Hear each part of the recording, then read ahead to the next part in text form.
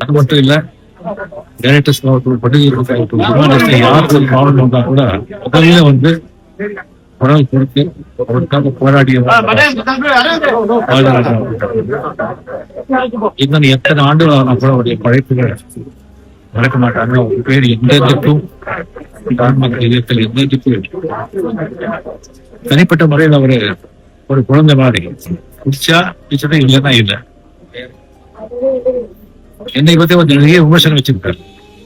இனி நான் முன்னே குடிக்கணும், ஆனா அவன் நடிப்பை பிடிக்காது அப்படின்னு சொல்லுவார். அவர்கிட்ட இருந்தாலே வந்து அவ்வளவு ஒரு சந்தோஷமா இருக்கும், அவ்வளவு ஒரு மகிழ்ச்சியா இருக்கும்.